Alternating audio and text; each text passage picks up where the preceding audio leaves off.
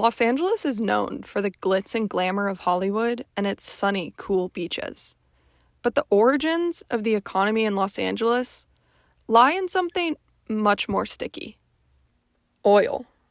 Hollywood doesn't tell that story about Los Angeles, right? We think of it as, oh, this is where the stars come, that's what the economy is all based around. In actuality, it was much more material and much more industrial than we like to think of, and it still is largely an oil town. After trying to find the right area for his family to live in LA, Dr. Jarvis discovered a government map that shows all the active oil wells in Los Angeles. The more I researched, the more I realized how deeply involved oil was in the history of Los Angeles, which, as an outsider to Los Angeles, to me was quite shocking. Once you know what's there and you see it, it's hard to unsee it. Mom of two, Carissa Pasillas, saw it every day for 5 years when she lived just across the street from the Jefferson drill site in South Los Angeles. The apartment she lived in with her partner overlooked the drill site. And we were kind of astonished that there was a drill site so close. We were like, okay, we're gonna take a risk, but we can also see what it's like and kind of spy on them a little bit. You know, what's really going on here? Is it really as bad as all that? It turned out to genuinely be that bad. Carissa described constant ear-splitting sounds of metal pipes clanging and a horrific rotten egg smell. The nuisances were constant, drastically affecting Carissa's quality of life. Carissa now lives down the street from the Jefferson site, which, due to community pressure, was shut down in 2019. But she still lives within 5 blocks of another oil well, the Murphy site. I feel like we're far enough away to not be negatively impacted, like acutely, but then there's always the question of the toxins and the chemicals that are being used. How far do they spread, and how is this affecting our health and the health of my children long term?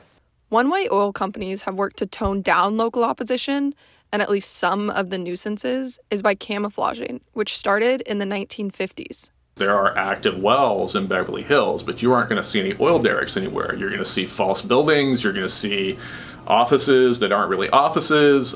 You'll see all kinds of things that are designed to hide the well, so you might drive right by it and never realize that's actually a well. While wealthier communities may drive by fake office buildings, lower income neighborhoods like Jefferson Park are fighting a monumental battle against oil companies. Local activists like Nayeli Cobo are ready for the fight. I've always thought of the David and Goliath story, and I'm very proud that my community and I are David in this fight, and I know how that story ends, so good luck to them. Nayeli spoke alongside other community leaders at an event in Jefferson Park on April 28th. It was an opportunity to bring together politicians, activists, and community members. We are an ally to the Stand LA campaign, and so we just wanted to come and support and obviously hear from Jane Fonda. We know that the more we win, the harder they're going to fight to beat back progress, right? That's why today we're getting organized. We're talking to our neighbors and friends and mobilizing in our communities and across the state, and we'll be doing it. Well, I'm going to do it until I die. I don't know about all of you.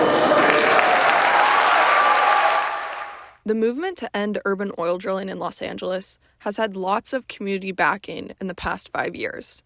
However, the daily struggle of living near oil wells persists for Carissa and other community members. To feel unsafe where you live is frustrating. It's disheartening. Each time I got pregnant, I considered, should I be living here while having kids? What is this doing to my children? There is a weight and a measure of guilt. Am I making the right decision for my family?